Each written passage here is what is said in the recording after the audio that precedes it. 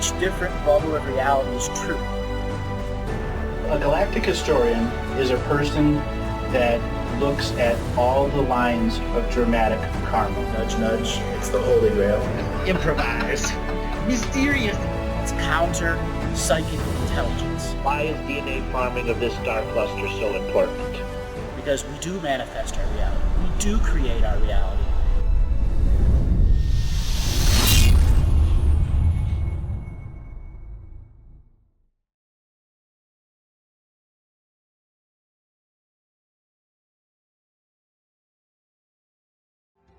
Hello? Hello?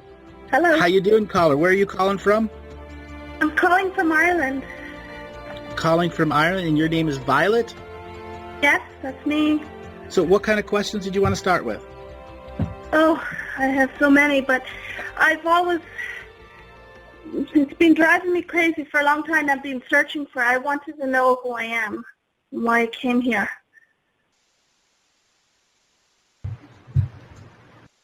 So you wanted to know who you are, why you came here, and so on and so forth. All right, the first set of energies. Yep, the first set of energies that I'm coming in immediately on you are an Arcturian-based blue frequency soul that's been traveling, God, lots and lots of places. I run into, I can't tell you how many Arcturians in private sessions and public sessions, because they're as much as 35% of our population here. And you are one of those classic Arcturian collective travelers. So you go from place of great experience to place of great experience, collecting the experiences and sharing it in a master codex. And you come to worlds like Earth and know that you're going to have hard lifetimes and easy lifetimes, but ultimately at the end it's going to be reconnecting to the blue frequency wave of spectrum and collective, so that the collective experience of all the other Arcturians who've shared their wisdom and information is available to you in your light body, so you could ultimately become an orator or a teacher of some sort. Okay. I know I've been told I have a lot of gifts, and then I was also told that I have no teacher here, that all my teachers are in the spirit realm. Is that true? No. You have an infinite amount of teachers available to you within your potential. It's about you emanating the frequency of, in this state of frequency learning, in an equal, non-hierarchical way. Okay. Hold on one second. Hold on one second. Kathy, do you have anything you want to add to that? I would say I also agree with Andrew. I think that our teachers that are out there, but I think also one of the things that you may need to recognize within yourself is that you have a lot of potential to actually help others and teach them. So it's not so much that you just are looking, possibly looking for teachers, but also that you should consider passing on your wisdom and your knowledge to others. Yeah, I kind of help people all the time. That's all I ever do, and the balance kind of goes off there quite a bit, you know. But I don't know. I've been searching for something, and I just feel like I was abandoned here. No. You came here with a direct, distinct purpose to go through all of the different experiences on the divinity path of life, and at the end there, to show everyone that it's as easy as changing your mind and changing yourself to a new frequency and understanding of time. And it's going to be it's the classic challenge of the Arcturian DNA system and light body system to revert to universal time. But right now, Roman numeral time has been imprinted on you over and over and over and over and over again. And like Pavlov's dogs, you can't get off the nipple of Roman numeral time. And this has been the crux of your spiritual existence this lifetime. You're helping others so they can get, off the nipple of time, off of the nipple of Roman numeral time for 1 second and experience a mystical no time moment. You've had so many mystical no time moments, you've almost become callous to the ones that can really awaken you to a whole new level of understanding that letting go of physical manifest time, Roman numeral, and getting into no time is a process of life. Okay, and how do I do that? That's being the urban shaman, the urban alchemist, the urban spiritual person who understands spiritual hygiene is the root of becoming the Grand Master. Okay. allowing Yeah, the I've been, separation of densities in your life so that when negative people are in your life, they cannot dump karma upon you, cannot take and steal your energy at will. yeah, I've had a lot of people trying to steal my energy.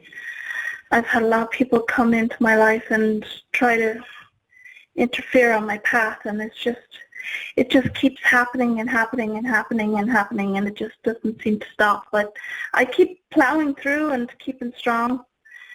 Well, I've kind of had enough of it now, and I had a store here in the middle of, I'm in the middle of the country in Athlone, very close to Ishnok, and I had an angel and crystal store here, and I've been sitting here for 2 years, and everybody's been in here dumping a lot on me, and I've been working on the ley line here, and it's just, I have to close my store now, and I just don't know what my next step is, you know? Why are you closing? Why are you closing the store? Because there's no money, and I've been working for free here for 2 years. My husband calls it my hobby. And I can't do it anymore, you know? So Kathy, I'd say one of the first things I see with you is that you definitely need to take a break. Whatever it is you've been doing, you are exhausted. I mean, drained. Even me looking at you makes me feel exhausted. So number one, look after yourself. I just had my tooth pulled this morning. Oh, no wonder. Literally drained. I didn't sleep last night. My tooth cracked and I had to get pulled this morning, so I don't feel the best today. Well, that would explain some of it. But certainly you do need to take some time for yourself. And when I say time, I mean like at least a month. Don't just think a few days, a week or two. No, minimum 1 month. I mean, literally just do nothing except rest, recuperate, bath, walk, eat whatever you want, healthy or not healthy, sleep whatever hours you want. Just regenerate yourself, because until you get rejuvenated, you will find everything is very difficult for you. And I look at one of the things has been going on for you, and I'd say one of the reasons that you may have experienced that you're having trouble with the business was not so much that there was no market or no business. It's that you were too nice and you gave stuff away for free, including your time. Lending stuff is still giving it away because they're not giving it back. And that is great because you're a nice person and you did a good thing. But now it's time to rethink your strategy of life and think more about how are you going to best go through it, not be the giver all the time. And I don't mean become the taker. I mean be more in your power and work out what it is that you want to do and how you can best do it and still have abundance. Okay. Go on. No, I just, it is true. It's more my energy that I was giving away here. I didn't give much free. Like, I give people gemstones and stuff like that when I feel they needed it, but it was mostly people. That is an energetic exchange of your abundance that you didn't realize you were giving abundance through that crystal, which was storing a lot more energy that was specific for your business. There's a multidimensional understanding to abundance here. And in the business that you have, if you're considering closing it, you have to understand you did your best. And the crystals and all of those other things that are there are still going to be waiting for you. And it's not mean that you can't open it later. You're just in the signature frequency now where rest, recovery, and recuperation are the most vital words that you have to speak each morning you wake up. Because there's a whole new perspective once you get past the tired point, once you get past the point of your energy not being there. That person who decided to open that business in the very first place gets a whole new perspective and say, this is how I can streamline the business. This is how I can make it function better. This place didn't work for me. I need a better position, another place, maybe looking for a better location is another concept.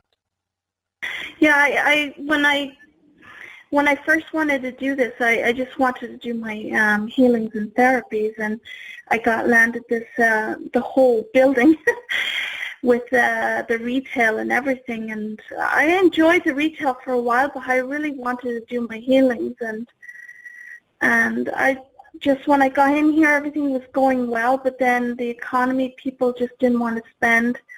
And I ended up putting all my attention into the retail, trying to make that work.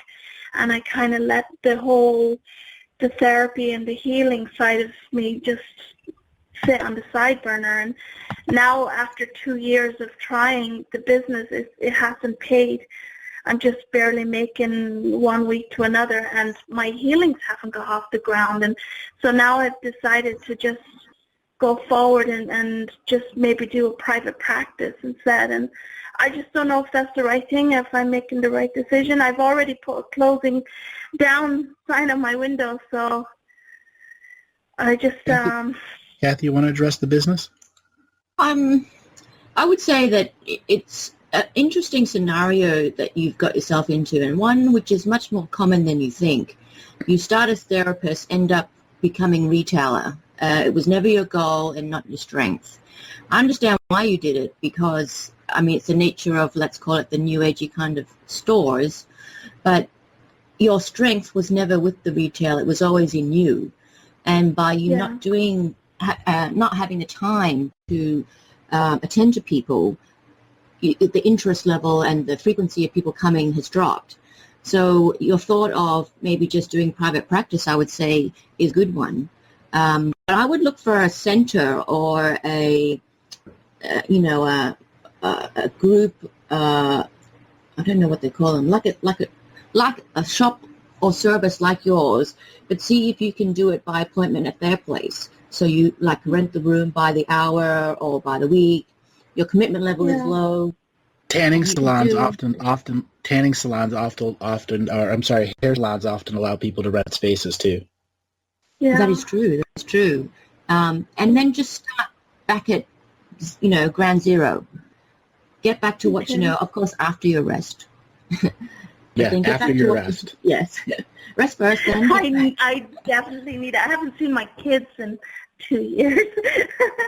Okay. Have rest, see kids, then one by one. But just take it back slow, because when people understand that you're back doing it, you will definitely attract the people. But you need somewhere that is easy for you to access. Your financial commitment is very, very low, and you have the freedom to come and go. Okay. Only when you feel that freedom can everything else flow for you. Okay, I think so. I believe that. Can you tell me more about the Arcturians, please? Sure. What would you like to know? I don't really know who they are, to be honest. My friend, Marisa, she's always telling me about them, but I'd like to hear more from you as to who they are. They're a frequency of being that can function in more than one source stream of time. Their home world is Arcturus, which is in our universe and which is in our galaxy also, but a very far, far, far away. They have been exploring the universe since the seventh epoch of our universal expression. Their species did not originate in our universe. It came from another universe and then was part of an experience. And when they became ancestral species of this universe, they became essentially like the cousin of many very new species of light beings who were going to be going through a brand new life and light experience. And this was known as the very beginnings of domination and control.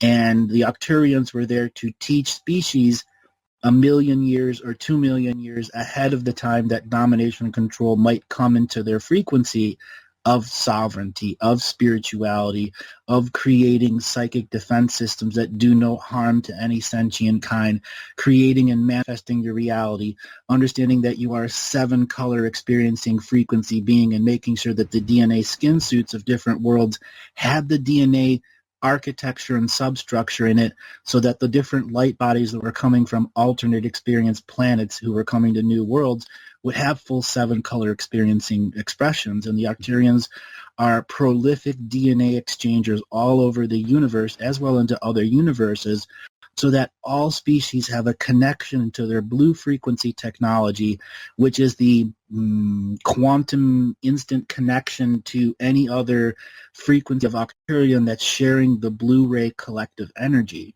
So in fact, when one connects into there, you have the access to the entire Arcturian collective species and are able to filter that information based off of the series of time stream connections or source stream connections that are functioning. They are traditionally a 7th density, 7th dimensional frequency being who can function from all the way to the 1st or all the way to the 10th if they decide to. They have complete manifestation and control of their body. They need not have physical bodies, but they do like to have them because they're a unique, fun experience. So I didn't necessarily have to come here in a body. No, you didn't have to. And in fact, you didn't come in a body. You came as a, how do I describe this? Oftentimes when Arcturians are coming to Earth to invest and involve themselves in the paradox, you'll have several dozen Arcturians who had physical bodies, and they would maybe go to a very ancient age of 10,000 years old in their physical body. So the body is very powerful. And then these bodies unmanifest into energy, and 12, 13, 15 Arcturians that are doing this come together and manifest into an energy vessel or an energy ship, a consciousness exploration vehicle made of energy. That energy leaves their planetary system and then begins to solidify in a crystalline structure. And then it goes from world to world to world, picking up other consciousness explorers who are similar to the Arcturians or Arcturians themselves with bodies. And then after a while, those bodies that are inside them become part of the ship until they become a collective consciousness exploring crew. And then that crew will make its way to Earth, and all of a sudden they'll all let go of their unity connection bonds and then come into Earth's astral world based off of their individual source ancestral connection to those astral worlds, so they can be directly born into bodies as a source time stream being. Okay. Wow, that was a mouthful. What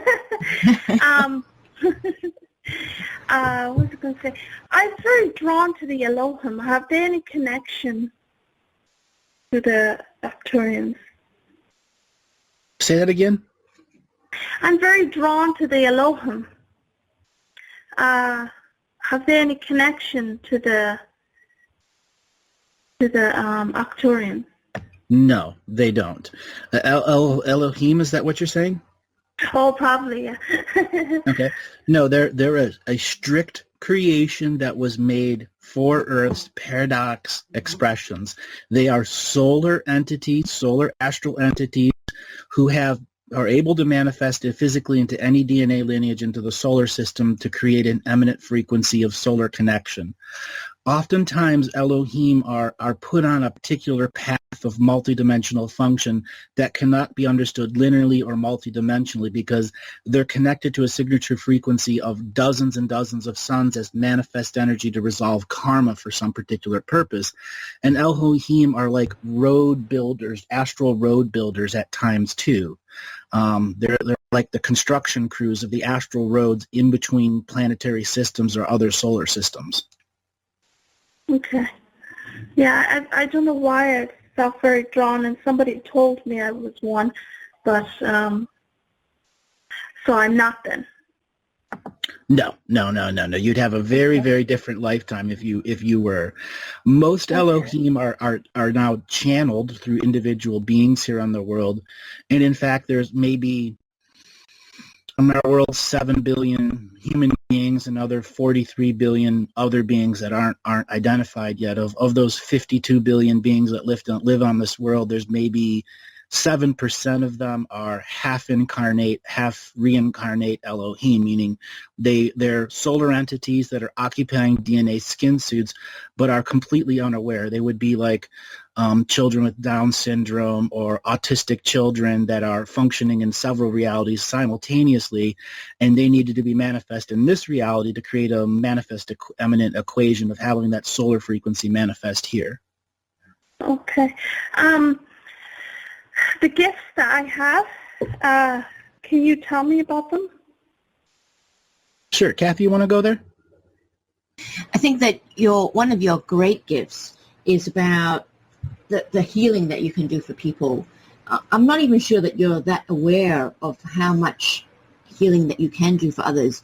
I certainly think that you can feel something and that you feel the change, you feel presences with you, but I think you don't possibly appreciate how you manage to, at a cellular level, make changes within people and their energy. And this is something that I think is truly amazing. It's a rare gift.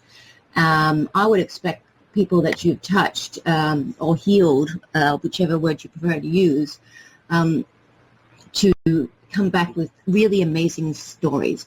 I mean, not necessarily life-changing, I moved to a different country and, found the man I'm going to marry in a week, but certainly stories similar to that kind of thing. And I think you think people exaggerate when really they're not exaggerating. You just underestimate your own capabilities. Yeah, I was told by someone that I had 2 extra chakras in my arms. They were balancing my chakras, and they saw 2 extra ones. No, those are not actually. Those are not actual extra chakras. Those are actually the connection point to the Blu-ray Arcturian technology, meaning at some point in your frequency, a major part of your source stream tried to enter your heart and go down into your arms, and it was trying to create new synaptic pathways so that your hands can begin to understand the holographic multidimensional world that was around you. And those energy centers were actually part of your triple warmer meridian directly connected to your heart, that's a part of the pathogenic warmth and cold, and would have made an incredible chi flow all over your body. But for some reason that process was never finished. It was not able all the way to make it to the tips of your fingers and the tips of your toes. Probably some form of heart betrayal was really close in that environment. Yeah, I've had a lot of... And how can I get that to actually... Hello? We've had our next caller come in, so we're going to have to end it with you and move on to the next caller. This has been really, really fun.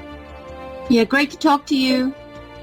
Thank you so much. Bye. Thank you. Have a good day.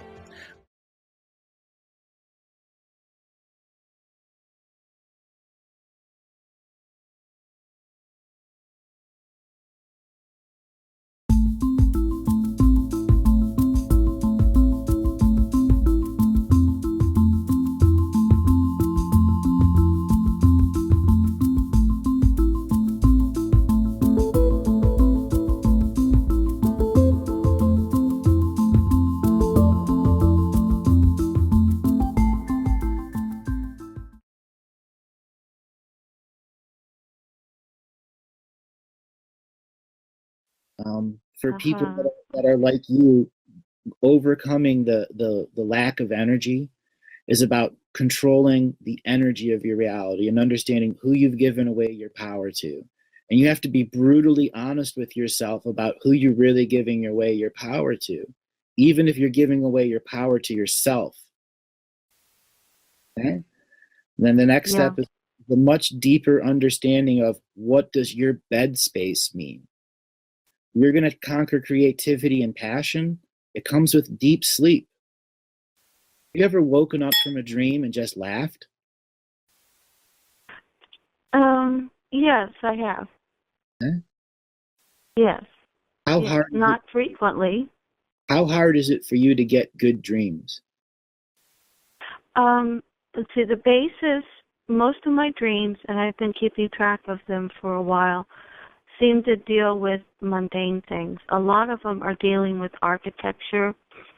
I did have one a few weeks back where I think I really went somewhere and did something. I had a dream where I had a Merkaba, okay, and it was enclosed in an orb, and a bunch of these lights, orb lights, like you see on the YouTube and stuff. A bunch of us were together, and we were learning how to be orbs, and there was a mothership, and we were just having fun and being free and learning how to do that. That's really, really cool that you were a part of that. Those orbs, they look for beings that are in a resonance of unity. you live in a place that has a magnetic resonance frequency. You have a human resonance frequency called the Schumann resonance. And then you have the overall resonance frequency of the planet and how we interact with the sine wave of all of that energy. And our DNA at times rings like a bell throughout the planet and shows that we're in resonance for unity. And these orbs look for people that are in that unity resonance, and they will gather them 50, 60, hundreds at a time, and you will suddenly be a part of those orbs going through that experience. That means you are literally experiencing global dreamtime unity in that expression right there. And there are thousands and thousands of other people have very similar dreams where they're flying these vessels and they're chasing their friends or they're playing these games up there because they are assisting the global dreamtime by doing that in their dreams. It was a remarkable dream. It was absolutely uplifting and gave me a perspective on how much more I am than what I think I am.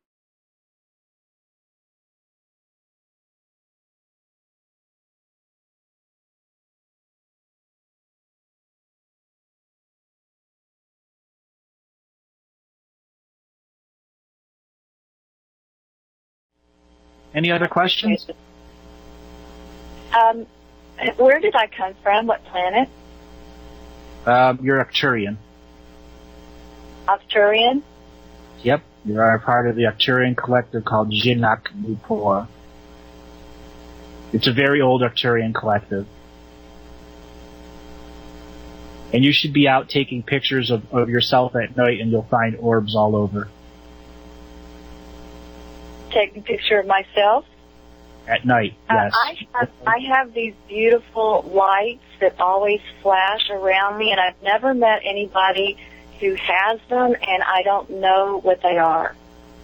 They're Arcturian vehicles of energy. I have met many, many, many. If you go to my Facebook wall, you'll meet a gentleman who called into the show last week, who I told him to say he's an Arcturian collective also, and he just went out and took pictures of them per my suggestion. And he is having orbs show up everywhere. Absolutely everywhere.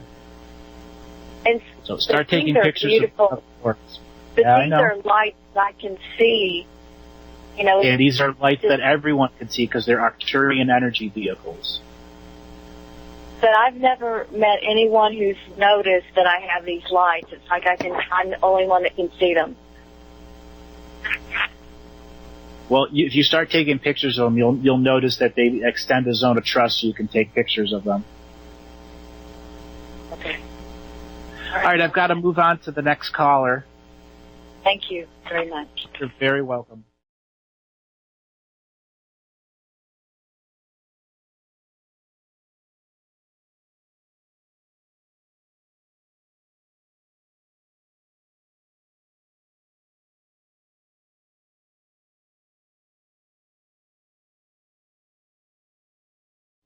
(267), your name and where you're calling from? 267, are you there? Hello? Hey, yeah, I'm here. Can you hear me? Yep, I can hear you. Hey, just fine. first of all, I'm sorry, I was making noise before. I didn't realize that it's the first time I'm calling in. I realized that this was like a conference call type of thing. I apologize for that, first off. My name is Andrew. Yep. No, I know I didn't want to disrupt at all, but I did unintentionally. My name is Andrew as well, and I'm from Philadelphia area, Pennsylvania. It's my first time calling into your show, but I did listen to your last two shows on Walking in Energy with kind of interview style with Chris Hales, and I got quite a bit out of that. I've been kind of paying close attention to the information that's been coming out of this alternative media and spiritual-based information, and there's quite a bit of information out there, and it took me a little while to get to the point where I refined my level of discernment to know which things were worth paying attention to, and immediately the information that you were giving seemed 100% valid. Not so much that I could corroborate all the information, or at least some of it did line up with other things I heard, but just there's a level of trust in your voice that I picked up on, and so I thank you for the work that you've been doing. It's very helpful to people such as me who are information based, unfortunately, for myself sometimes. I did have one question first, and then I would have you give me some type of reading, if that's okay. Okay, go ahead. What's your question? Sure. It actually is more of along the lines of, you were talking about on the Walking in Energy show, the event that, a lot of people have referred to as some kind of an event that comes up, and you spoke to the idea that it was most likely to be kind of a shared dream state in our local communities. And that's very interesting in and of itself, and I have trouble even comprehending that 100%. You also mentioned that, there are certain 12 overseers of this planet at this time, and their hands are tied until the 21st of June. Is that what you said? That's correct. We're in timeout until the 21st of June. And I also saw on your website you were going to Mount Shasta on the 21st of June. Is there any correlation there, or is that just coincidental? There is correlation there. There is. So does that give us an indication about the event? The event isn't going to happen until you see people out in the street in the same scale and size of the 1960s. Until you see people out marching in that same scale and size, there is no ascension and there is no event. But the event is a dream world location, and it is based off of an understanding that the dream world doesn't function in time, and we still function in time. Right now, the way we measure time is through planetary zones, different time zones, and we're based off of a system that counts the sun in a non-accurate way. We don't operate on galactic time. It's the way how the solar system goes around the orbit of the central sun, knowing that each solar system has a sine wave that represents its time, and at points in space, the space is very dense, and the sine wave that is the consciousness expression of time for that solar system is compacted. And at other times, it's a very loose space, and the consciousness factor of time for that solar system is expanded. We, as a solar system, has moved it from a very dense place to a very light space. So all the other planets are changing their versions of time, and we are not. So the event is literally outside of time and inside of time, and that's why it's going to be a cooperative dream event amongst the various sacred geometry city-states that will be under the ultimate theme of propaganda. And that's where the awakening comes in, where people awaken to the concepts of what propaganda is and how it's trying to program people. The event itself has multiple stages, 4 stages. The first part is when people on a soul family level complete soul circuitry. The lady from Hawaii who called in yesterday is a classic example of her completing soul surgery by coming forth with her story and allowing all of the listeners to connect to her soul codes. And the same as with you. You've called because you have a big variety of soul codes that you're wanting to share with the collective. And the collective is that dream space that already exists before the event happens in this version of time. And I would like to just ask one more question, and then you can kind of even tie that in with any type of reading that you would want to give me. Specifically, I've always had trouble, at least as far as my adult life, remembering my dreams, and certainly getting any type of value out of them, unfortunately. And I've heeded some of your recommendations already that you just stated to the last caller and you mentioned on other shows. So is there anything possibly that you can see within any of my soul contract, or just more specifically for me, that could help me get more in touch with my dream state? The first thing is, when I look at you as an Akashic record perspective, I identify your species, your soul migration, your universe that you immigrated from. You weren't born natural in this universe. You immigrated from a non-free-willed universe. And you immigrated about 600,000 years ago. And when you first came in, you became part of the Arcturian collective. Are you familiar with Arcturians? I am, yeah. Well, they're a collective of spiritual scientists that take consciousness exploration to a very extreme degree. And their whole society is based off of consciousness exploration and turning their physical bodies into energy bodies. And the technology that they uses crystal, where they solidify a crystal out of energy and then turn it into a vessel of energy, or a vessel that has control systems in it. Then they all enter the crystal, and then they all unify in energy and turn the crystal into a vehicle of only energy. And then the consciousnesses that are inside them explore the universe. They're called vehicles of hope and change, vehicles of creativity, vehicles of intuition, and their purpose is to scan the universe and the multiverse for other Arcturian collective entities that are spreading the word of spiritual science as the way to get through the drama and karma of this karmic resolution phase in our universe, because we're a free-willed universe, and until the collectiveness of all the sentient species of expression come together, this technology and these people will be out there sharing their wisdom in the form of energy as much as they can. They've actually visited you many times. These would be like orbs that are in pictures around you. Have you noticed those? I'm very interested I watch all the paranormal shows, very familiar with the phenomena. I don't have too many pictures of my own where I've seen them. I'm sure they're there. All right. Do you have a camera and a tripod? Yes, I do. Well, what I'd like you to do is to go out just after dusk and set your camera and tripod up a few hours ahead of time, so you know your field of vision. Snap a couple pictures and look on the viewfinder of the digital camera. And what you're going to do is you're just going to try to meditate in an area and raise your hands up into the air every 2-3 minutes, and then set your camera to automatically click a shot every minute. And then you're going to move around in the spot that you're meditating of yourself. And by the third or fourth time of you trying to raise energy and doing an energy raising meditation, you are going to see orbs all around you. You're a naturally orb manifesting person. It's because of the Arcturian collective that's inside you. You raise the energy of other people that are around you. That's the nature of your species. And that's also nature of your spiritual contracts that have fine print.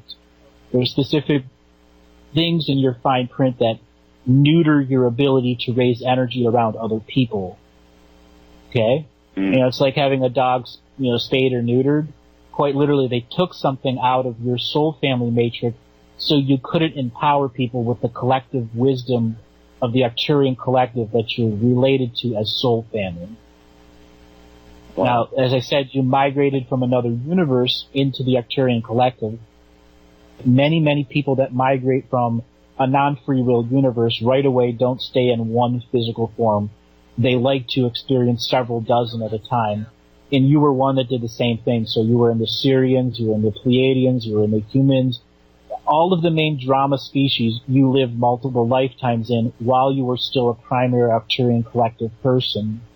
And then when you decided to leave Arcturus, you unified all your pieces parts, so you had a semblance of understanding of what the big picture of this karmic resolution phase was. This is where you came physically to Earth, even though you had already been here as a soul spark.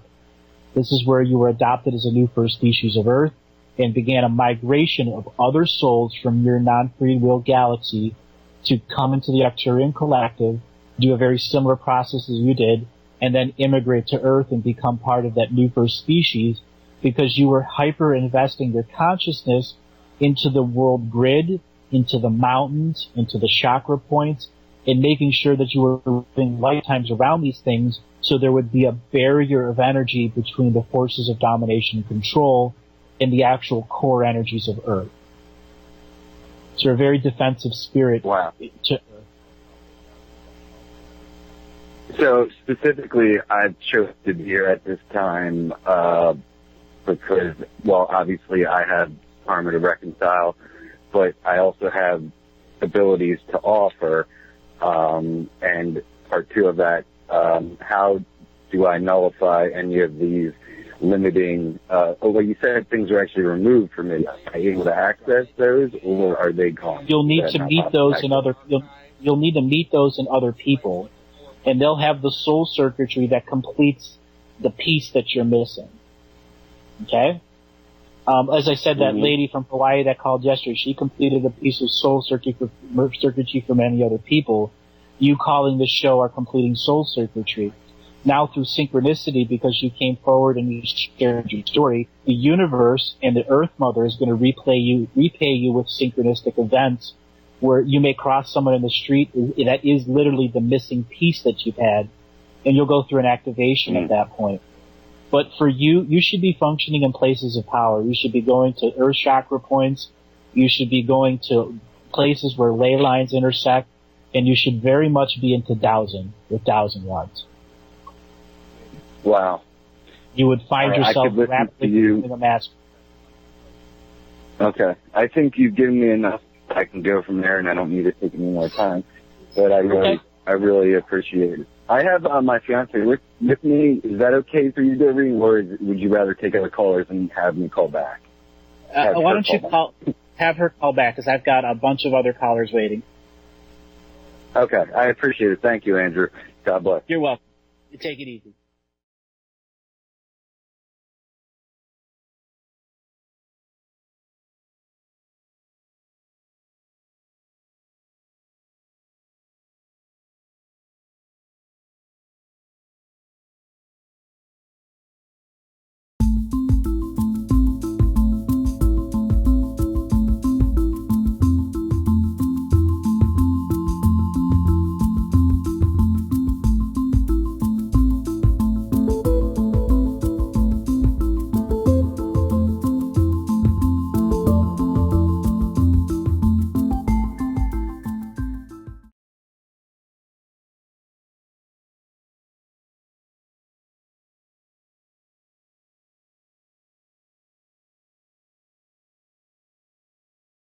Actually, I have two questions for you, Andrew.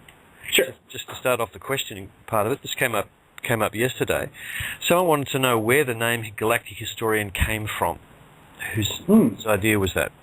That's a really good question. That stems back to a philosophical organization that stemmed from the Arcturian and Andromedan. I'm going to call them legions, but that's not a military concept. And what these legions did was go out and search for history that was forgotten, and they would make records of it. And they would go to different worlds and learn their Akashic Records and share it with the very founding Arcturian collectives. This was at the very youngest age of the Arcturian homeworlds, when their full concept of the collective hadn't been fully explored. And there were a series of other races that were insectoid that had been collecting records from other worlds and suspending them in there's a thing that they'd excrete out of their mouth, and this excretion would turn into a crystal, and that excretion had the entire expression of what it is that they learned. And they shared this psychic technology with the Arcturians, who bred it into their Weaver crystals, so that they could go to a world and literally get a copy of the Akashic record of that world. But it was only up until that moment in which they came there, so there were regular exploration things to the various parts of the galaxy to update the galactic history.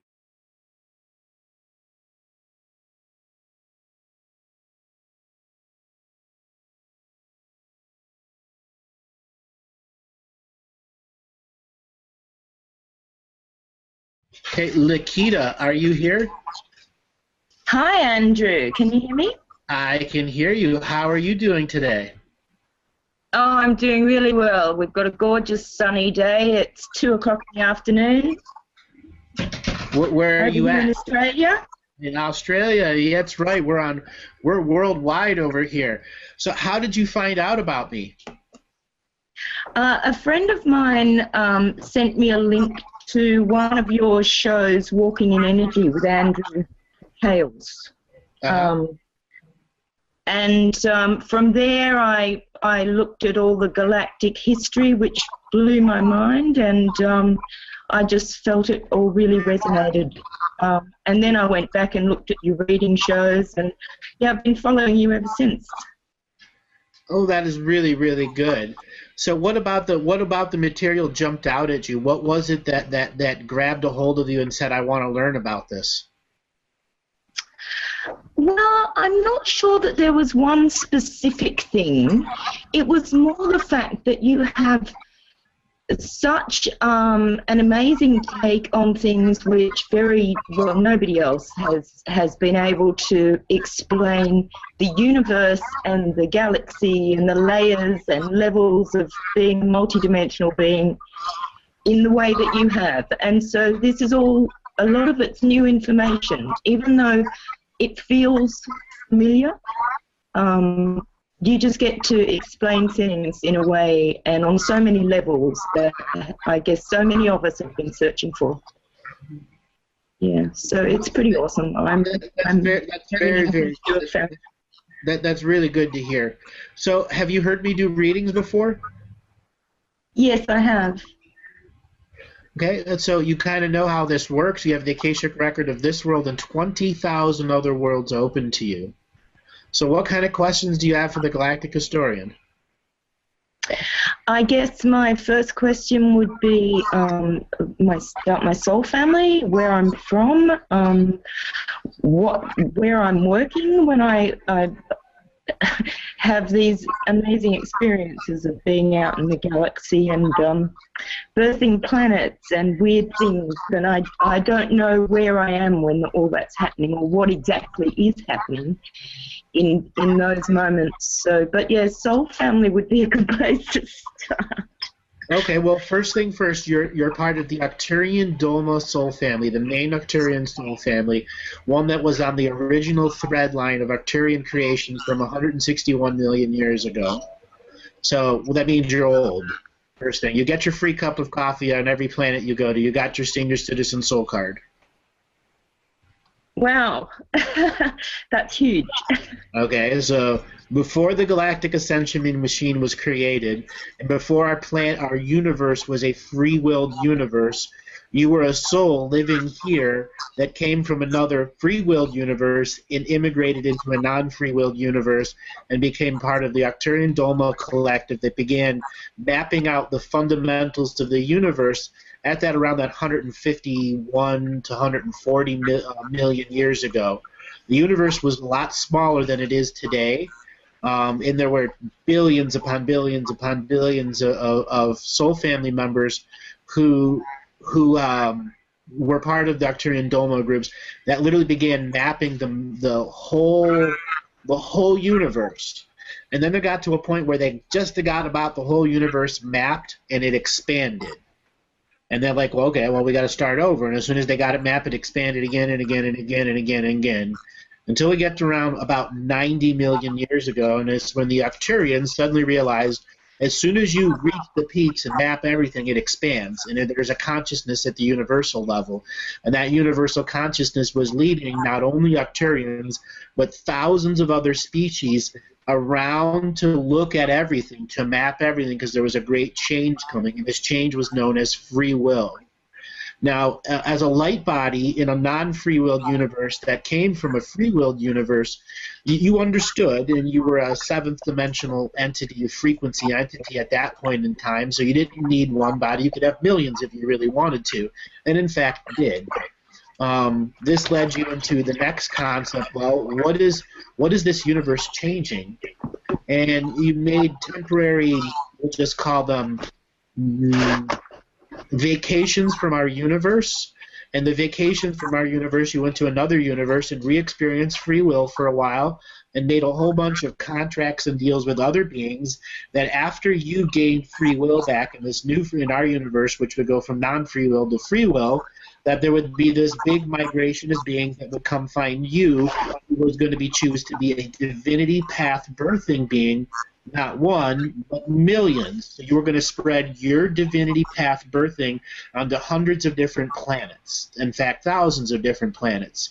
And you were going to use your Arcturian lineage to go and direct incarnate on a planet, bond with the DNA lineage technology that the planet had already had, with the intention of giving the soul codes to that species that would be able to go and explore the universe up to everything that they had explored when they integrated with their DNA. So you kind of see how big of a frequency you are?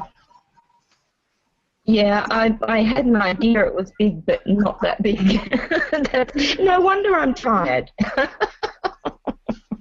Well, then there's the next part.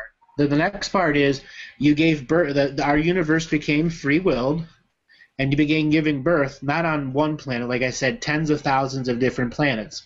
One of those planets you began giving birth on, which was Earth. And Earth reached at the 54 million year mark. It began to go through the first series of timeline genocides. When a divinity path birther like you goes through severe psychic attacks on one little part of their soul shard, it stirs up a hornet's nest of beings that want to protect you and to remove that soul shard from harm. Well, there were tens of millions of divinity birthers on Earth, and they all went through the same thing. Their soul families got stirred up and said, hey, what's going on? You're severely harming these beings. We need to stop this. This was what created a transference of karma from Arcturian divinity path beings, being divinity path beings with other planets who are taking second dimensional life, raising it to third dimension, giving them skin suits with DNA technology and memories in it so they can begin building a legacy on a planet. You're a foundation founder being. Wow. Okay? So here you are on Earth. Yeah. So here you are, a foundation founder being on Earth in the beginning of the Galactic Ascension machine, in awareness that you are going to karmically entangle probably a good 70% of the Arcturian people. And you gave them a warning, and that said you must disentangle quantumly from the soul family status. If you do not, you are all going to be pulled into this ascension machine and are going to be tools for resolving karma and go through an extinction. So there was a big separation in the soul families of the Arcturians so that the main Arcturian collective, the Doma collective, would not be drawn into the Galactic Ascension machine. And I've only talked about this a very, very few times.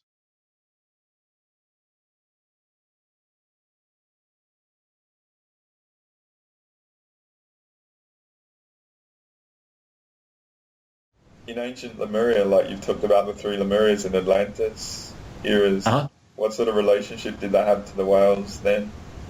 So whales could reweave the oceans from damage. They could, when brought together in a communal process with the planet and the Atlanteans and or Lemurians, whoever was in charge of the surface, they could amass in great pods and actually create a song that could repel a time travel attack.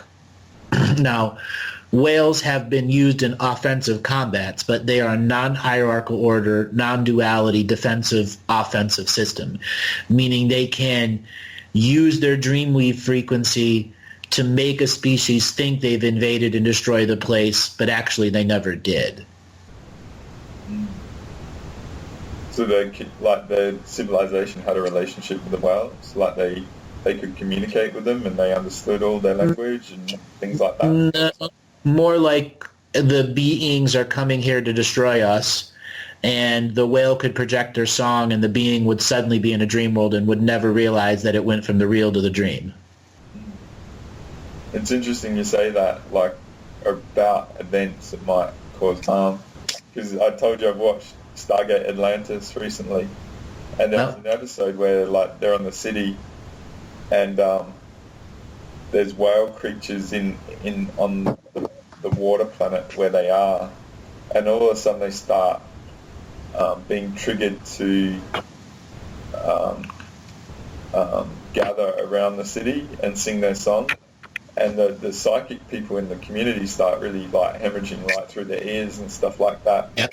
And what the whales were picking up on, long story short, was they perceived a future solar flare from the sun in the solar system, and they were actually like calling out in a unity consciousness way of gathering around the city and asking for help, but because the Earthlings that had repopulated Atlantis, they didn't know what was going on, and they were being injured, and they were like thinking the whales are the issue, but then they realised that a solar flare was going. And yes, I remember for that Yeah, episode. it's brilliant. Because they worked in partnership to defend the community, but each other. They worked in partnership. It was very well done. That's actually probably soft disclosure from the Atlantean Holler Records that actually came out into a Stargate Atlantis storyline. Yeah, like they actually had to raise the city and go towards the sun and block it with the shield of the city at a closer point to create a block, and then it relieved the whole situation. And the whales could actually, I believe the whales actually tapped into the consciousness of the people there as well, and did stuff. It was very interesting. Yeah, go on. One layer to add to that, defending the story. I've talked about in the Galactic history the 3 rises and falls of Atlantis, the 3 rises and falls of Lemuria, and that we've had 4 timeline paradoxes or uncreational events. There have actually been thousands of potentially more uncreational events that were thwarted with some assistance from the whales community.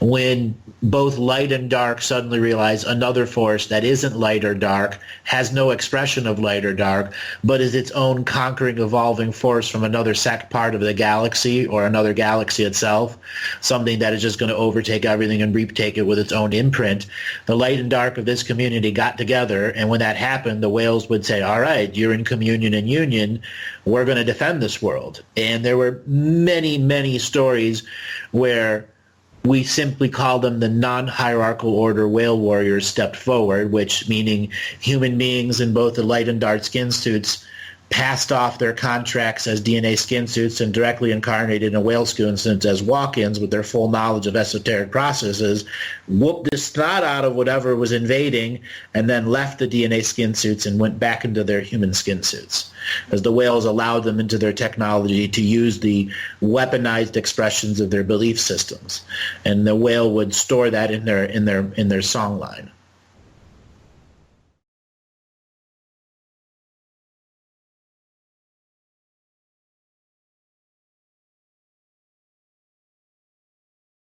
So I'm gonna help you. I'm gonna give you an anchor in Akashic time for you to understand how old of a being you are here right now. So I'm gonna go to 31 years ago. I want you to just imagine the big globe of our planet.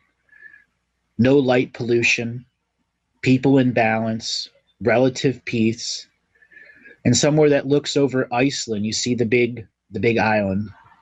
And you focus in and you see yourself being born into a baby and a mother and father loving you in eternal light. Okay? That is your first incarnation on Earth. And you came from the Arcturian worlds, not the Arcturus Prime, one of their subworlds, and a sub-collective whose purpose here was to bring light, an expression of color and time, to another world that had an expression of color, light, and time. But you were going to blend 2 color worlds so a whole new expression could come. And the mother and father that bore you as a child went to Arcturus and found you as a living soul. And when they came back, they went through the incarnation process to make sure you could be spiritually transferred into a fetus and then begin to grow. Okay? And back then, you could live 200,000 years easily. That was a lifespan of a being that was a direct incarnate through that expression. So by the time you were middle-aged, you had learned your big powers of what you were going to be doing in the world, how you were going to be blending the 2 colors of the 2 worlds. And you discovered science and you discovered spirituality. Science understood the way the universe worked. Spirit understood the way the universe worked. They just both found a different way to explain it and believe in it and create and manifest with it. So that was your 2-color expression, to be a scientist in expression and a spiritualist in expression, and figure out how the 2 can come together in equal co-creation. Because in previous times they had not come together in equal co-creation and created great disasters that have spread all over the universe. So as your spark frequency began to create these two sides, there were others that were doing it that came together in pods. And these pods would be like whales, whale expressions, where the Lemurian expression of you would psychically upload themselves into a whale DNA skin suit, and then all those others in your pod would also upload into a whale skin suit and live 40, 50 years inside that in harmonic creation with all of the waters of Earth. And then when they'd come out of that, they would take that 30 years of sound and translate into light. And then that light would be broadcast from technology into space. And then those beings that would go into whales would unmanifest their bodies and enter that stream of light as photonic beings, and then they go to the sun. And then they take that song and begin to harmonize with the sun. And then when they would come back from the sun, they'd come back with a brand new ribbon of color that their artistic impression would have to create and manifest in this world, thus the reason of their birth.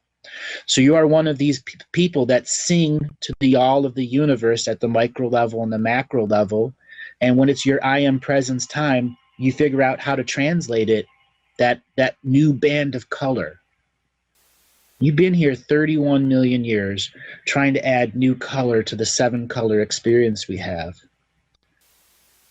That makes sense. I remember thinking, what's my favorite color? What's my favorite color? And I mean, lights would go on and off. Things would change in the sky. I mean, whenever we were talking about things, and I said, so I guess it's the rainbow. My friend laughed, and the lights flickered on and off where we were at.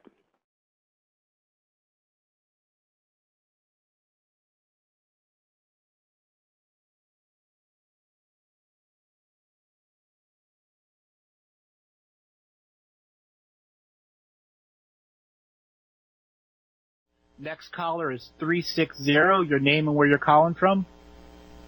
Hello, my name is Roseanne, and I'm calling from outside of Olympia, Washington. Hi, Roseanne from outside of Olympia, Washington. How can I help you today?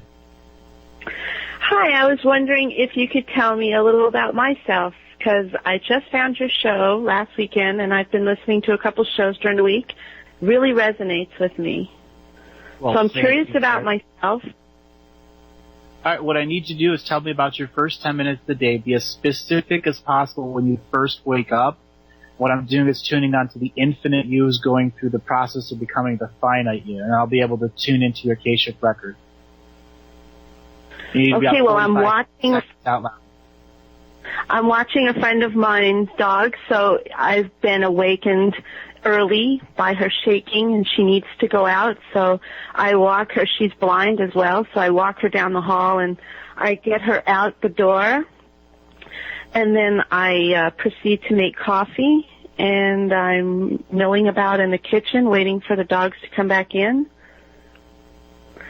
And people are already up in my house. My husband and my daughter are getting ready for work at that time. Mm-hmm. Did you dream last night?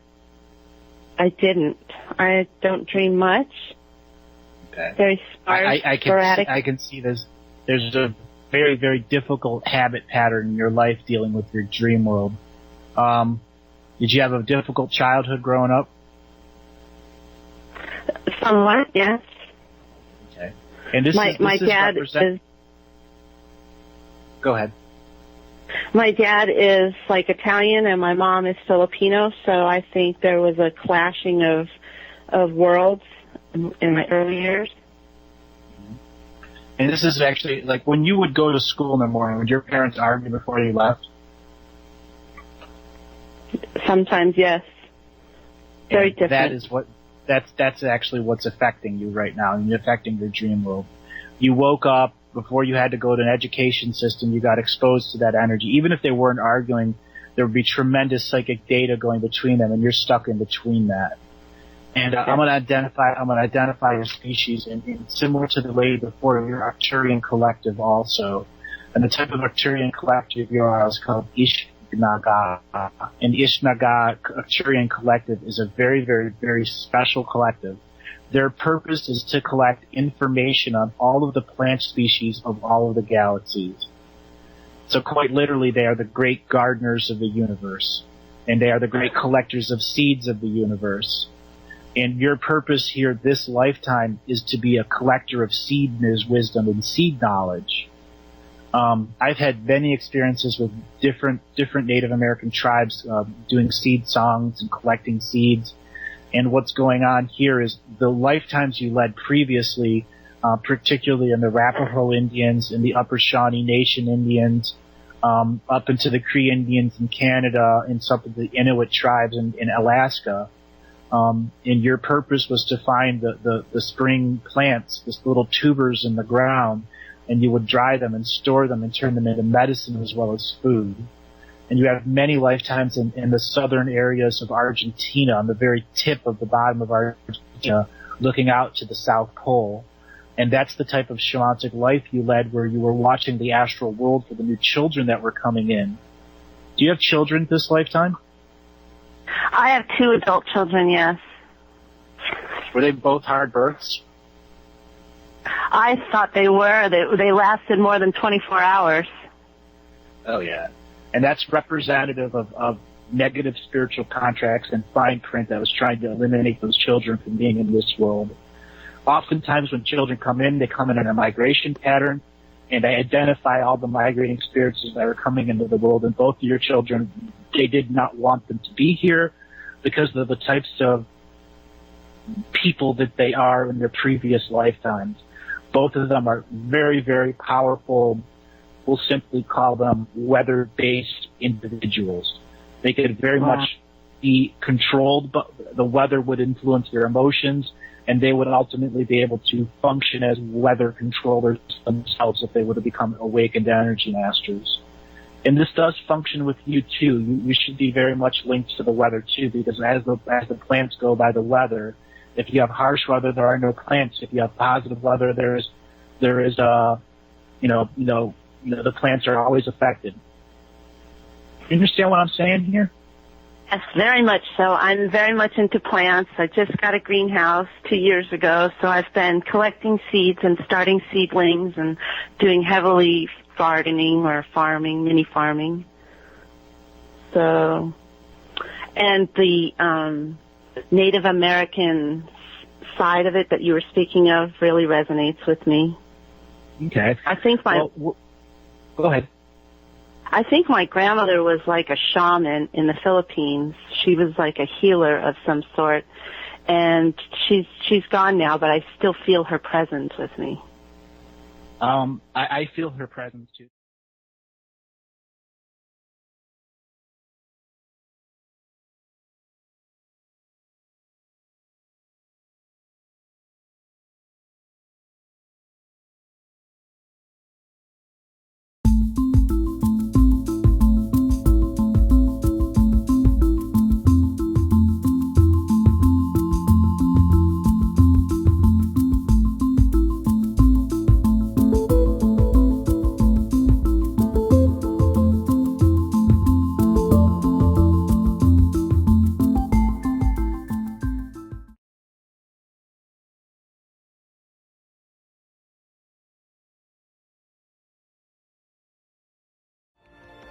So we will call on the wheel of multidimensional callers, and the next caller, please, is going to be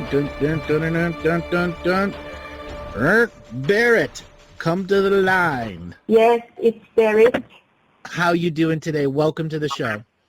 Thank you so much. I'm doing fine. And you? I'm doing very good. What kind of questions do you want to start with? Oh, my origin. Your origins. Just a second here as I tune into you. The first epoch that I see before your first immigration to Earth is a Safarian. A Safarian is an offbreed of Syrian and Arcturian. And their particular purpose is to go and seek the very ends of the galaxy that they're living in. Each galaxy is a part of a universe, and they're galactic explorers.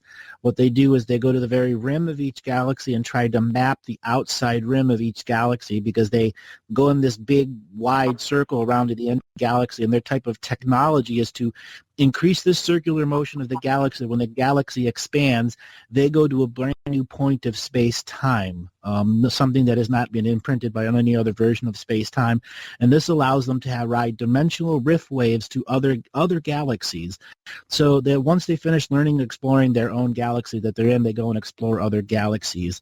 The Syrian side of them is how they invest into cultures along the way. There are planets and star systems in between the void spaces of galaxies that still have life forms on them that operate in different sets of rules. So that's the type of being you were before you got here. What brought you here was a direct entanglement to the karmic ascension machine.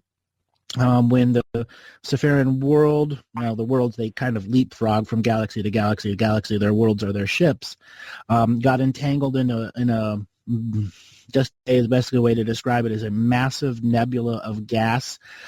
This gaseous nebula has living beings inside it that are representative of like lightning forms or lightning arcs that go through this massive, massive cloud of gas that does have some solid form in it. But each individual stroke of this lightning is actually an individual being. And this is what brought you here to Earth, was those lightning type beings were encased into karmic ascension from timeline genocide, and you, like everyone else on the very edges of the universe that were experiencing a whole new frequency of time, you got entangled here into Earth. Once you made it here to Earth at 54 million years ago, there was a thing that brought you into the Lemurian species, and from that point forth, you've been going back and forth in the reincarnation grid, still trying to manifest your original time. Yes. So any kind of specific questions on your origins? Yeah. I met several other people also from the Syrian community, so I guess it's not a coincidence at all.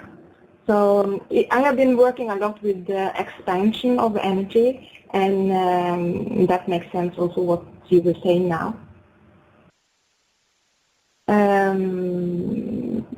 What specific skills do I have to work on here on Earth at this time? Is it better? Yes, that's way better now. There's no echo coming from that. Thank you. So your particular question that you wanted to continue with? Yeah, my skill and how I can use them and develop them further now in this lifetime. That's going to be a determination of how much force of effort you want to put into the particular skills, because you're open to a whole bunch of skills right now. Anything from being a healer to a mathematician are available to you. You've completed your karmic cycle, and you are on a point where when you pass on this lifetime, you will be in the incarnation grid. You won't be anymore attached to the reincarnation grid. You finished that a long time ago. And the types of relationships you've had this lifetime are representative of the last letting go of karmic retribution. So when it comes to particular skill sets, this is where you put your nose to the grindstone and say, do I want to learn guitar? Do I want to be a dancer? Do I want to be a singer? Do I want to be a presenter? Do I want to be a psychic? What is it that I want to do as a manifest fourth dimensional being now to make changes in the world? So everything is open, more or less. Yeah, so a lot of things is actually open, and it's just to choose. Correct. Kathy, is there anything that you wanted to add to that? I guess I understand your question in the big picture, but it seems to be that you have an underlying question with that. Is there something specific that you're really asking? Well, I have a lot of things which I really like. It's art, photography, dancing, of course, and also singing and using my voice. I haven't done this in a big way, but it's if there is something which is more artistic, that would be, which is could be also be a living. That would be nice to. Oh, I see. So what you mean is that you're thinking about possibly having a career change, and you wondered if there is something that you have a passion for that you can do for financial abundance. Is that right? Yeah, and also do different things. So I have been working in office, and that was not my type, so I'm out of that. But I still doing city planning, sustainable urban design, and that sort of thing. And of course, nowadays we have to use sometimes at the computer, but I need to do all the things also to get in good shape, you might say. Well, when I look at your energy, to me it looks like whatever you've been involved with, it's, I don't want to use the word boring, but to you it's a bit mundane. Lack of passion. I mean, not that everyone can, I guess, get a job that is full of passion for them, but this to me seems very, it's hard to keep your eyes open, hard to concentrate. You almost have to put cold water on your face sometimes. And that's also kind of spurring you on to take some action.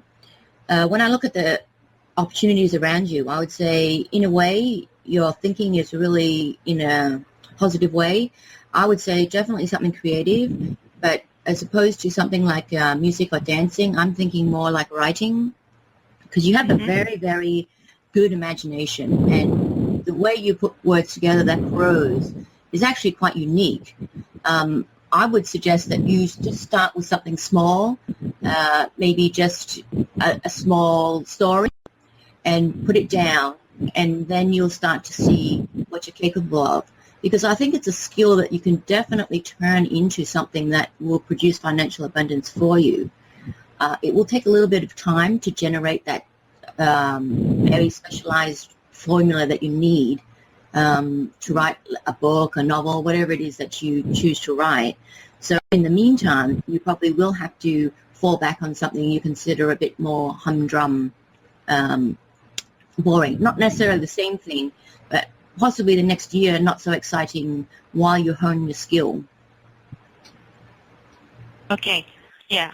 I have been starting a company together with a friend of mine where we are going to build communities, and that's I feel a lot of joy by doing that. So do you see anything trouble around it, or something we had to try?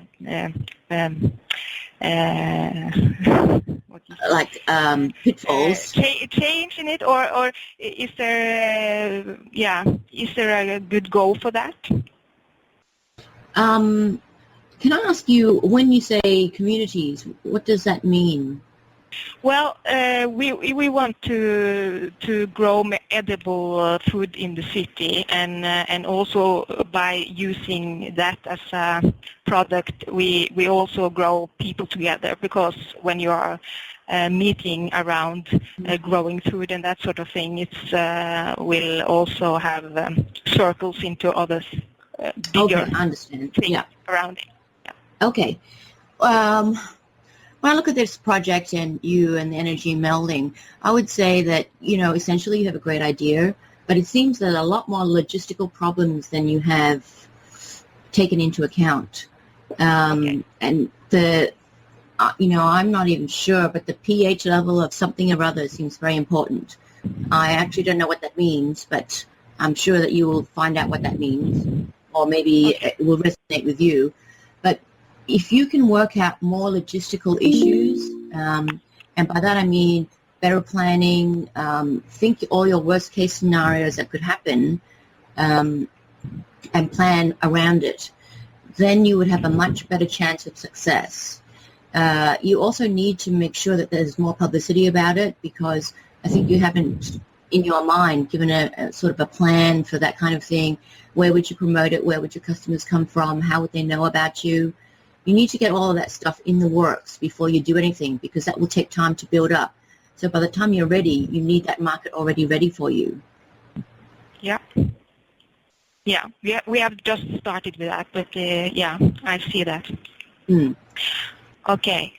I have been working with crystal skulls, and And it was really funny because the first program you, Andrew, had with Debbie, Debbie started with this history or this story from Manchester, and I was actually in the Pluto cave doing this ceremony, which actually brought this stone over to Debbie, and she continued the journey with the stone. So I'm sorry, I wasn't sure what the question was. Well, it was not a question. It was just that we have a connection with the Pluto cave stone, which Debbie brought to England. So yes, the Pluto cave stone that also went to the birthing stone in England, and that's something you should be considering yourself, is going to visit as many birthing stones in the area as possible. It is something that is going to begin to ground out your energy. There's a whole lot of flight energy in you right now, as if a bird that's just finished learning how to use all of its wings and knowing how to dive bomb, and there's a part of you that just wants to take off and soar. Well, if you take off and soar, what skills do you have to come back to the nest if you're thousands of miles away? As a young bird, you don't. When a lot of young birds make it on that first run, they immediately try to bond and take on a companion.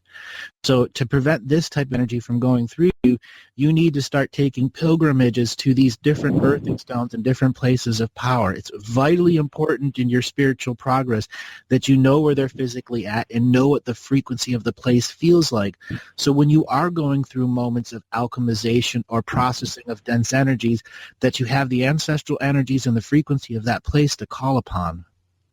Okay, yeah, good advice. Thank you. So what other kind of questions do you have? Yeah, my connections to dragons and the history and how to work with them now. Okay, well, you're at a stage that working with dragons is still just out of your reach. All right, for dragon communication to be functionable as a multidimensional being, you must be firm in your multidimensional standing already. You already must be able to work in your dream world seamlessly as well as this world. If you're trying to work with dragons and you're not seamlessly in and out of your dream world, you're going to run into a big problem of misunderstanding their plan and their agenda. And after a while, it can feel like you've been tied up and drawn into their plans without any of your own knowingness a part of it, because you didn't have enough skills to see what a multidimensional, multifunctional, photonic being of light based from a planet is doing around you, that it's manipulating your 1 degree of separation, your separation of densities. Therefore, you must use discernment and awareness when you're functioning with those types of entities. Do you have a dragon relation in you? Yes, you do. A big percentage of the population in our world, like 17%, does. But right now, that doesn't mean you should be using it. You use what you know first, the initial animals that are in your environment, whatever it is, from cows to dogs to cats to crows to mice to rats to sharks or whales. Each is a teacher in this bubble of reality. Begin working with those first. Work up the different scales of understanding until you can work with dreaming entities. Those are animals that know how to hibernate, like the bear. Within cyclical hibernation is the connection to the dream world, so you have full X and Y axis control of the dream world.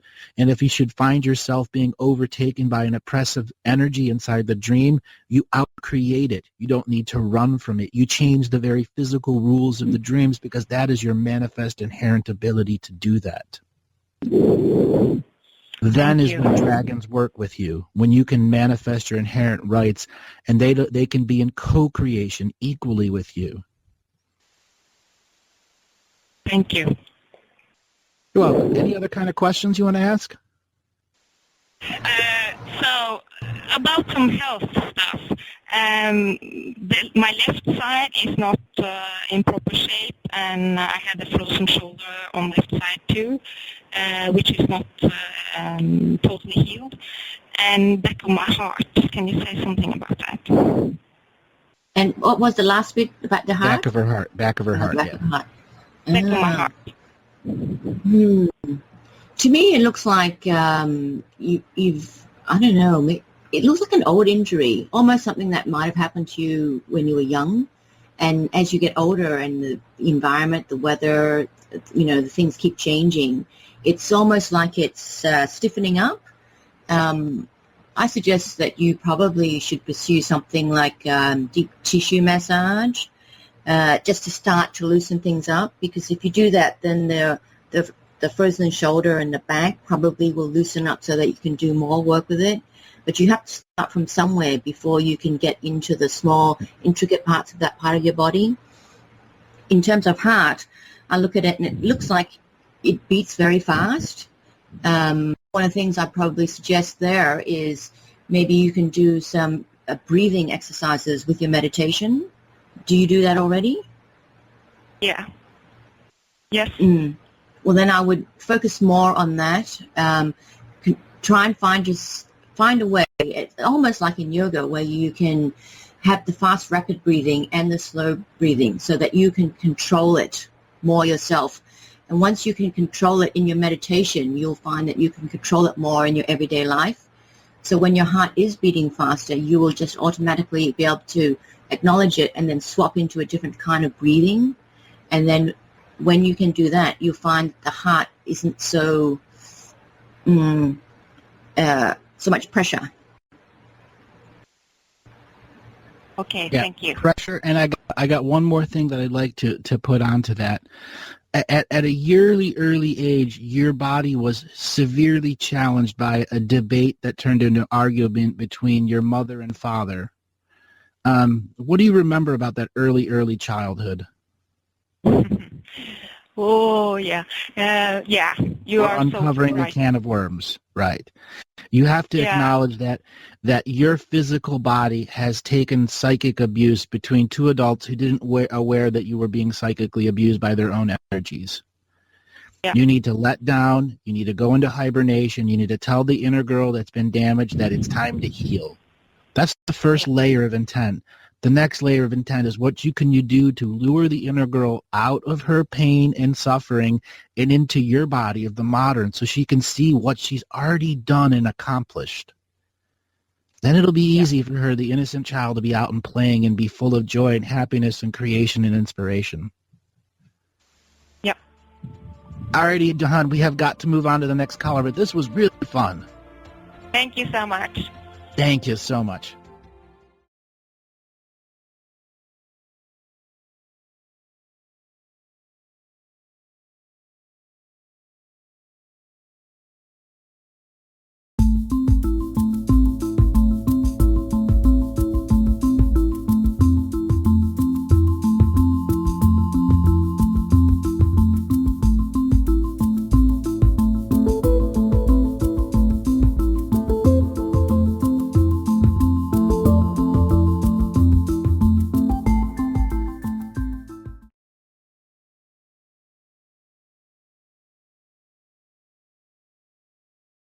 I think we have a caller. Hey, callers. Hey, Free, how you doing today? I'm doing real good, Andrew and Dale. I'm doing great, Free. Nice to hear from you. You wanted to call and get a reading from Andrew. Oh, the headphones plugged in better now. Are you hearing me? Not real good. Got to turn down your radio. Okay, yeah, that might be a little better. Yeah, I had to crank it up because it wasn't getting much volume, but now I'm getting a lot. And I just turned off the loudspeaker, so we should be good, not getting all kinds of feedbacks. And anyhow, give you a reading? Yeah, because what I've got is JP read me as a 256 energy ray of his for the 256 rays, and I've been frustrated. I lived my whole life based on wanting to see this world change before Y2K, and I'm 12 years overtime now. So my own personal consciousness is that a little bit of a angry resentment, rebellion, but come on, get it over with. And I've had a hard time working on having enough self-appreciation, self-love. That goes back to, I won't go into all details, but that goes back to some totally childhood nonsense should not have been taking place. And I've had an opportunity here. I've been sitting around and educating myself, but not doing the personal cleanup organization I need to do in my own townhouse and on my own life.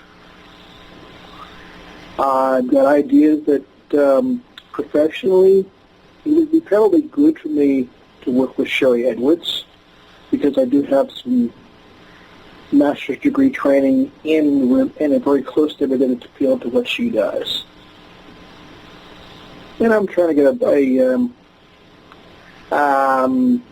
a read as to if my energy seems to be sort of a match to what Sherry Edwards does, or my life has been without direction for too many years now. All right, I've got a beat on your energy. All right, this is going to knock your socks off, so I would advise you to be sitting. All right, first thing first is you're a starseed. You are actually Arcturian and a Novrian. A Novrian is a very, very rare species of energetic beings, and when a Novrians and Arcturians blend, they create what's called a rainbow being, and this rainbow being is allowed to break rules and enter and incarnate in any planet that it wishes. It is one of creation's breeds of energetic beings, and when the Novrians and the Arcturians bred and this species began, they took homeworld in the Andromeda system. It was a very small planet, but there were thousands and thousands and thousands of them to live on this planet. And as they began to evolve, they saw many of races and were able to foretell in their own way the fall of some of these races. So they chose to devolve, to unascend, and to break their spiritual essences into dozens of other spiritual essences. And they allowed those spiritual essences to be incarnated on multiple worlds, in multiple timelines, in multiple galaxies, and in multiple dimensions. So that means you are a multi-dimensional spirit that has an oversoul that is playing the grand chess game of all of your past, present, and future lives at the exact same moment in real time. You following me so far? Yes. Mm-hmm. Is it Arcturian and what was the other one? Arcturian and what was the other a Novrian. It is something that doesn't exist in our current system of language. It is an extremely rare species. I've actually only met three other people in my entire thingness. What that means is you ultimately have the clean slate in this lifetime here. You asked if you were to be doing what Sherry Edwards. Well, you would be doing your own version. Sherry Edwards is just her expression. The norm's expression, that is the right now, has not manifested from your other lifetimes. You've said that you haven't been fulfilled in your life. It's because you have other parts of your Anabrian side as well as your Arcturian side. You are existing here as an Earth-based entity that has relations to dozens and dozens of other species, but you're still an Earth-based, seeing it from an Earth-based entity's point of view. I think the most advantaged things you can do in the next 30 days is to look into someone that can do past life regression for you. Specifically, that's going to return you to the time of Egypt, about 18,000 BC, and you're going to ask this person who's going to help you regress to take those lifetimes, because those are the lifetimes that you determined you were going to stand against the darkness in 2012. That this age, that from that 18,000 year period to this period that we are in 2012 was the end of it, and that you would agree to live lifetimes here and learn everything that Earth has to teach, and then you were going to reunite all the other sides of your other past lives, and you were going to lay down a library. All right, order library where people can come to learn, free of religious dogmas, free of the things that make people want to fade away from the woo-woo stuff. It is a place where the light is on to welcome people, and it's you sharing your knowledge, not only of your vibratory healing, but all of the knowledge is the grand librarian, and you're going to be the protector of this librarian. That's what I'm sensing for you. And I know you're having a tough time bringing this, but I'm so overwhelmed with the Spirit saying, please tell him more, tell him more, tell him more, tell him more. Well, you, the physical you, have to understand the intention behind my voice of why in the 18,000 BC range you need to connect there. Well, I physically see a man and a woman that are lovers then. And it's you. Both people are you. You include two spirits at the same time. That I cannot even begin to tell you how rare that is. All right? When you have soul contacts, soul groups that are Arcturian and Nervian, it allows humans can't do or other species cannot do. Okay? Example. That means you could have true love with yourself and have a totally complete lifetime, which you did. So you were able to go through all of the levels of ascension in a lifetime with a life mate. And you are judging that here now. And since you don't see that here, that is what has been holding you back from taking steps forward with shoes on, tied tight, a cap on your head, and running into the wind. That's what stopped you, is because you don't have that true love side. Are you understanding what I'm saying? Yeah, I get that, because the friend that I was in love with transitioned exactly 19 years ago this last night. And I had a major dream where I brought them to the Grand Teton Mountain and the activities there. And, but you talk about that the love in return. Yeah. And she came back to me 14 and a half months later and said that she had I had fulfilled what I wanted to do with, and she's helping me from that side. What do you want to say about the library? Oh, well, I'm felt like I'm sort of like this archivist for all as many as I can spiritual books and things of that sort. So I have a pretty large collection, except I don't have any Islamic stuff. Okay. Well, essentially, you want to be on the path, you want to be on the cutting edge. Think of Dave Corso here owns a radio station. He could have chose to go and open a gun range or anything else. I think you were at the stage Dave Corso was 13 months ago, and you want to open a spiritual bookshop that has places can come and sit and study and be quiet, meditation rooms, as well as halls and halls and halls of books. And you, the person, will be able to do your own healing vibration energy inside there, and then invite people that are like me or did and work there as investees and not as employees. Putting a network of people that respect the knowledge there, respecting that the light is always on. It doesn't mean 24 hours. The light of knowledge is always on. And I really think if you put your heart and mind to finding someone that can help, like Rebecca Jernigan, I believe she's in Kansas City, to tell you the truth, and she's an incredibly good person to help you get back into your past lives. She would be absolutely happy to do a reading for you.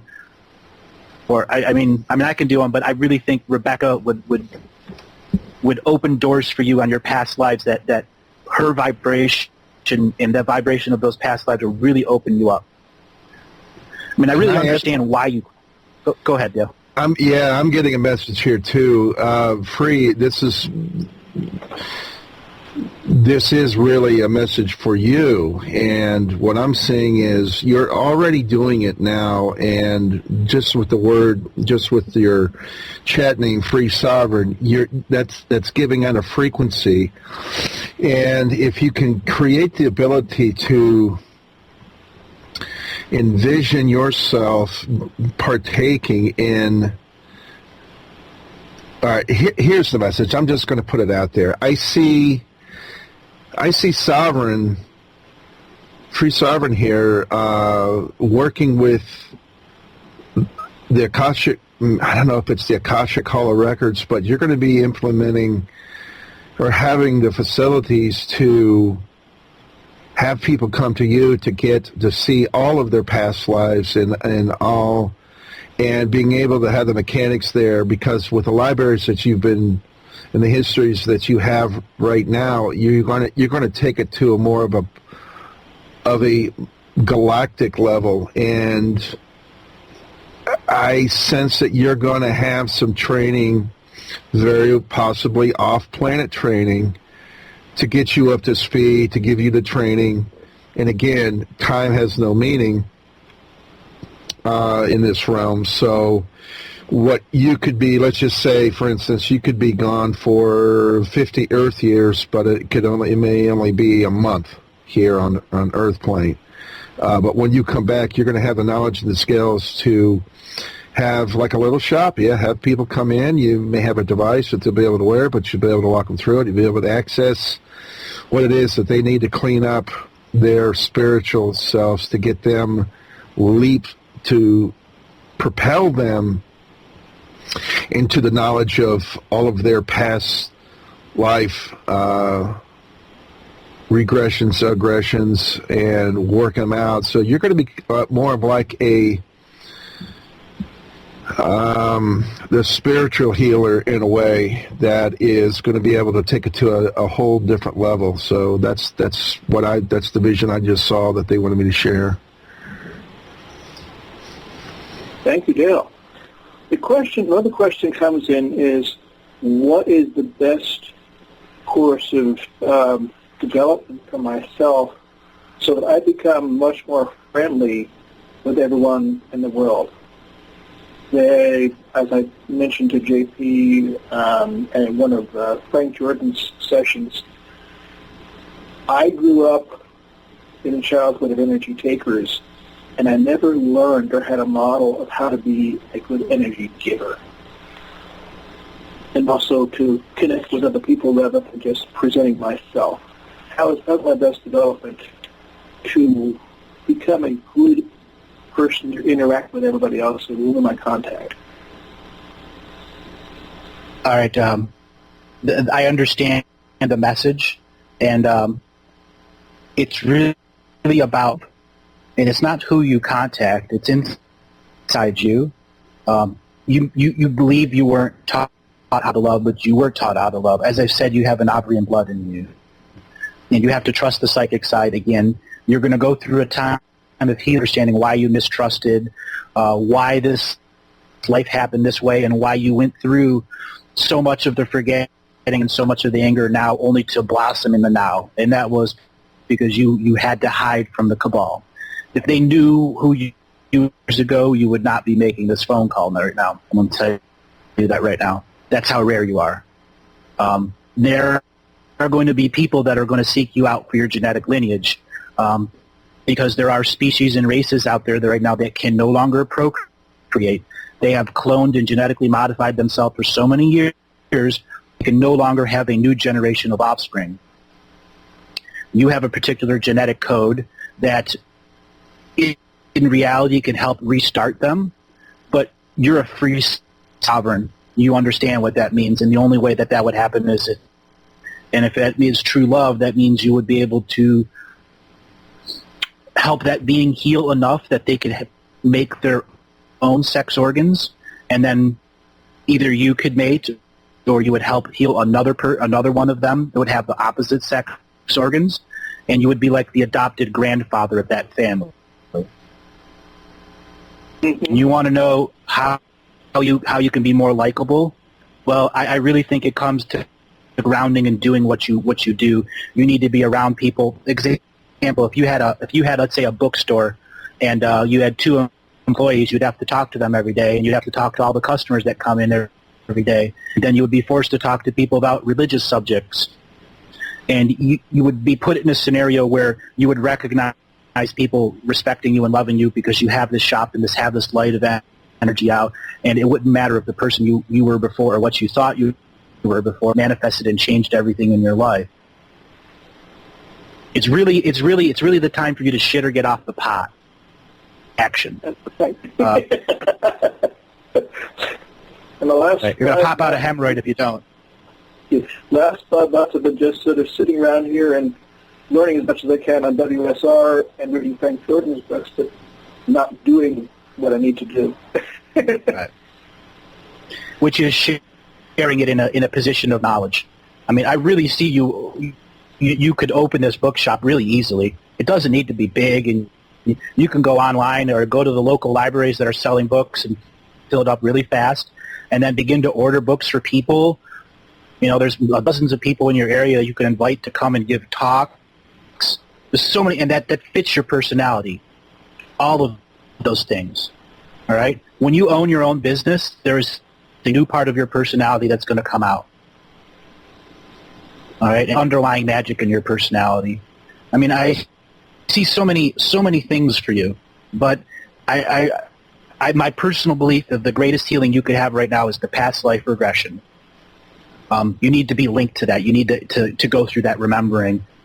And there'll be tears in that, and there'll be tears of joy and happiness and all that, and the sadness too. And you're going to come out of it, and you're going to sit on it for a few days, and you're going to really go, all right, this starts to make me understand why I had my mother, my father, my siblings, the life that I had, and the life that I have now, and to the point where what the past lives are telling me.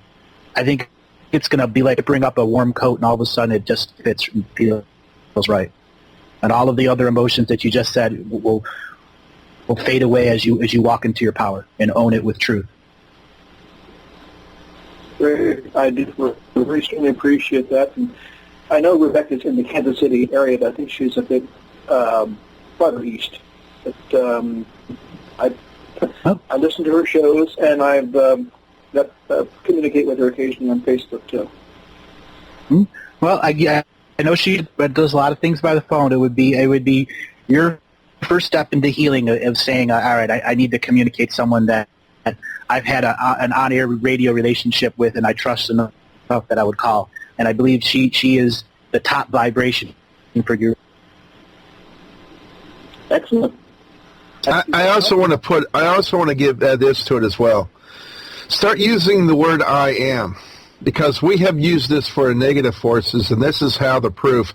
See, we're beings that have been so indoctrinated with the senses that we have used. Start looking at it like, I am a healer. I am a bookstore owner. So much of the time, we've been raised in the world like, I'm not worthy. I'm not this. And guess what? We manifested that without us really understanding the words. So the words that you start to use from this moment forward, start saying things like, I have confidence. I have ability. I am a person that is growing. I am a person that has abundance of wealth and knowledge coming to me. And man, stand back, because when you start seeing this stuff happen, and this is for everybody that's here listening and on chat, when you start saying these words and you start putting these phrases together, and you say the words, I am beautiful, I am loved, I am full of abundance, I am creating my new reality, you're going to start seeing little bits of evidence come forward. And it's like anything you do, man. The more you practice it, the more you manifest, the more you see come your way. And that is a huge confidence builder. That's how I built, that's where I am today, because I started seeing the beliefs changing in what I was thinking and saying from a negative to a positive, where I was starting to reap the benefits of that. And it just takes time with understanding that I am a creator.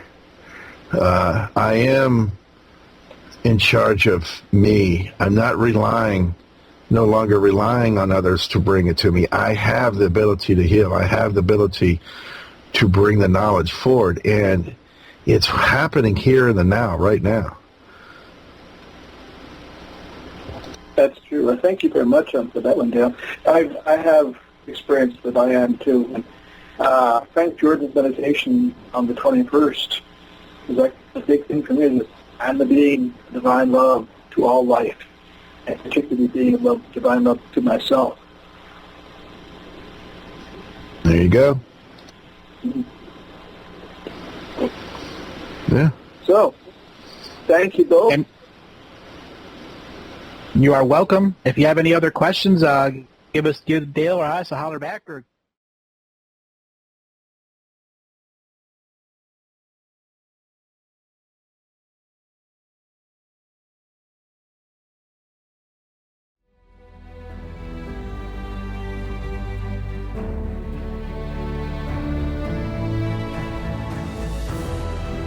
Each different bubble of reality is true.